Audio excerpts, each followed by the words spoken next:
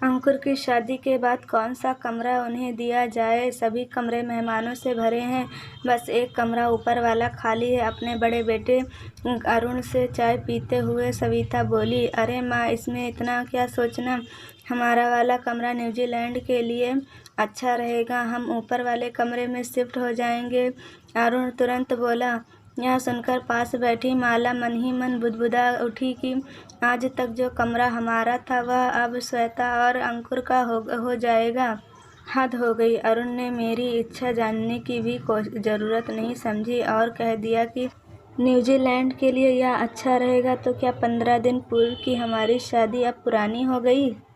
तभी ताई जी ने अपनी सलाह देते हुए कहा, अरुण, तुम अपना कमरा क्यों छोड़ते हो, ऊपर वाला कमरा अच्छा भला है, उसे लड़कियां सजा संवार देंगी। और हाँ, अपनी दुल्हन से भी तो पूछ लो, क्या वह अपना सुहाग कक्ष छोड़ने को तैयार है। और फिर हल्के से मुस्कुरा दी।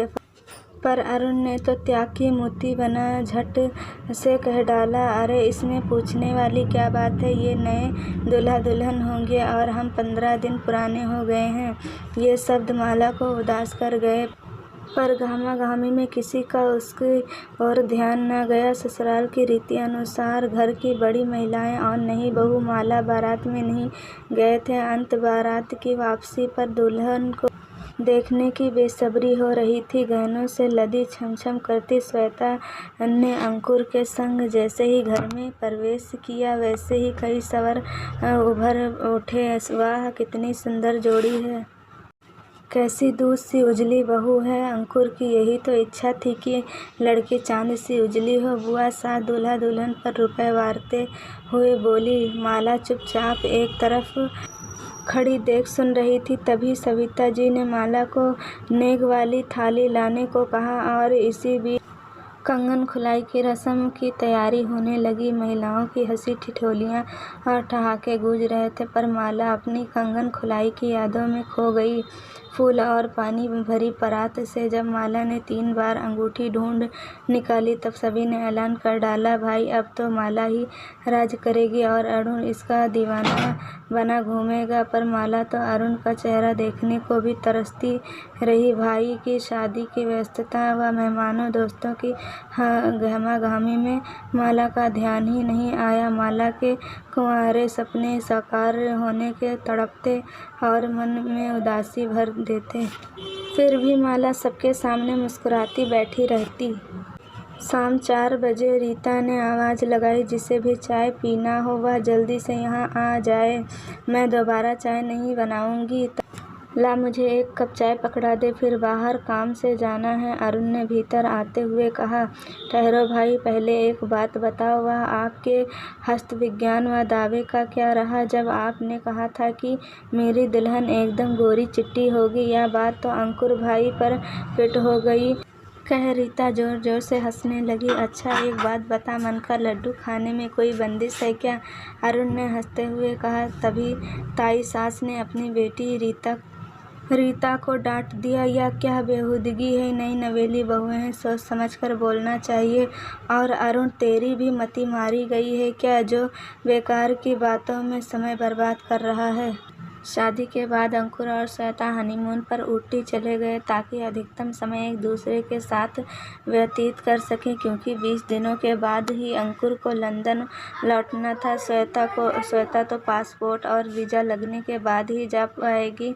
हनीमून पर जाने का प्रबंध अरुण ने ही किया था। ये सब बातें माला को पिछले दिनों रीता ने बताई थी। घर के सभी लोग अरुण की प्रशंसा के पुल बांध रहे थे, पर माला के मन में कांटा सा गड़ गया। मन में अरुण के प्रति क्रोध की उज्ज्वला उठने लगी। हमारा हनीमून कहाँ गया, अपने लिए इन्होंने क्यों कुछ नहीं सोचा, क्यों रहूं, लड़ूं, क्या करूं। ये सवाल वह संकोचवश अरुण से स्पष्ट नहीं कर पा रही थी, उसके मन को लहूलुहान कर रहे थे। समय का पहिया अंकुर को लंदन ले गया। ऐसे में श्वेता अकेलापन अनुभव न करे, इसीलिए घर का हर सदस्य उसका ध्यान रखने लगा था। भांजी गीता तो उसे हर समय घेरे रहती। माला तो जैसे कहीं पीछे ही छूटती जा रही थी। तभी तो माला शाम को धुंधलके में अकेली छत पर खड़ी खुद से बातिया रही थी कि मानती हूँ कि श्वेता को अंकुर की याद सताती होगी, पर सारा परिवार उसी से चिपका रहे या तो कोई बात ना हुई। मैं भी तो 2 माह से यहीं रह रही हूँ और अरुण भी तो दिल्ली से सप्ताह के अंत में 1 दिन के लिए आते हैं। मुझसे हमदर्दी क्यों नहीं? तभी किसी के आने की आहट से उसकी विचारधारा भंग हो गई। माला, तुम यहाँ अकेली क्यों खड़ी हो? चलो नीचे, माँ तुम्हें बुला रही है। और हाँ, कल सुबह की ट्रेन से दिल्ली निकल जाऊँगा। तुम श्वेता का ध्यान रखना, वह उदास ना हो। वैसे तो सभी ध्यान रखते हैं, पर तुम्हारा ध्यान रखना और अच्छा रहेगा।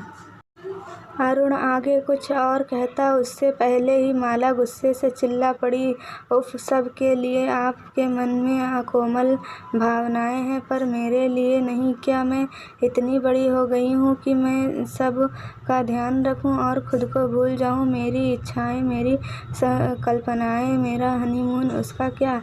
अरुण हैरान सा माला को देखता रह गया। आज तुम्हें क्या हो गया है माला? तुम श्वेता से अपनी तुलना कर रही हो क्या? उसके नाम से तुम्हें इतना अपसेट क्यों हो गई?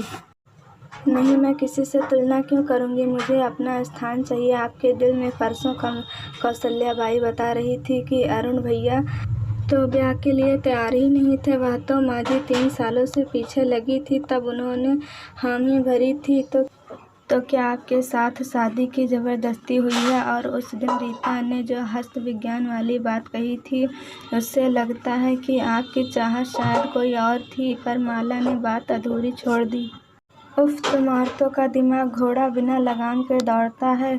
तुम इन छोटी छोटी बेकार की बातों का बतंगड़ बनाना छोड़ो और मन शांत करो। अब नीचे चलो, सब खाने पर इंतजार कर रहे हैं। वह दिन भी आ गया जब माला अरुण के साथ दिल्ली आ गई। यहाँ अपना घर सजाते संवारते उसके सपने भी संवर रहे। अरुण के ऑफिस लौटने से पहले वह खुद को आकर्षक बनाने के साथ ही कुछ न कुछ नया पकवान, चाय आदि बनाती। फिर दोनों की गप्पों व कुछ टीवी सीरियल देखते देखते रात गहरा जाती तो दोनों एक दूसरे के आगोश में समा जाते। आपको यह कहानी कैसी लगी कमेंट में ज़रूर बताइएगा, और आपको यह कहानी पसंद आई तो वीडियो को एक लाइक कर दीजिए। चैनल पर पहली बार आए तो चैनल को सब्सक्राइब करना बिल्कुल ना भूलें। मिलते हैं अगले वीडियो में, तब तक के लिए गुड बाय।